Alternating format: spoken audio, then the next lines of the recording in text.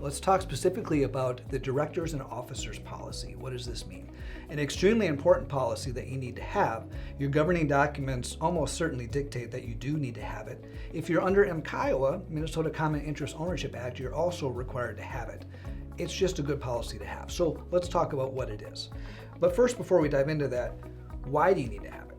Well, because you as a board have your fiduciary duty. And we hear that word all the time, right? It's thrown around, but it's a very serious word and it's a very serious action.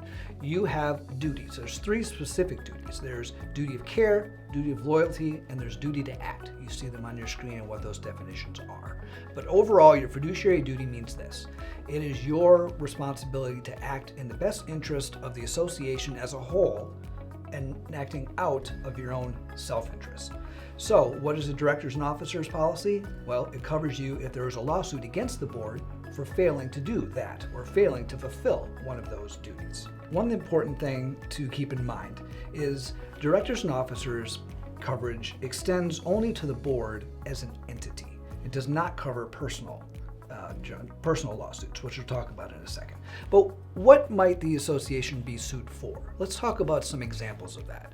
One might be perhaps it's a townhome association that the board discovered that there was a water infiltration problem and it was causing all sorts of damage, and the board didn't do anything about it. They failed to act, their duty to act. They failed on that, right? They failed their fiduciary duty to act, and they let it sit. Letting it sit caused more damage, causing more expense, and the homeowners then had to pay more money.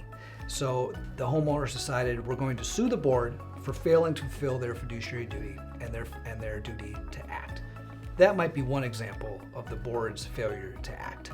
Another example might be a board member that hires their cousin to be the lawn snow contractor. Well, that's a conflict of interest. They're acting out of their own self-interest and not the benefit of the whole of the association.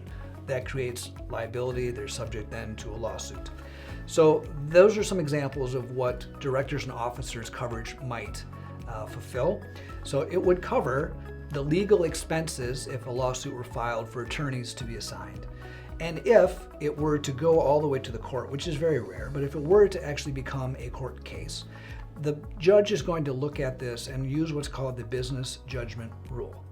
Did this board fulfill their fiduciary duty and their three different duties to act accordingly? Subjective, but that's what it's there for. So your coverage would extend to the legal fees incurred to get to that point, and then if there were a result of that trial of the judge awarding to the plaintiff whatever the damages might be, that's what your directors and officers policy covers. So that's your D&O policy, also referred to.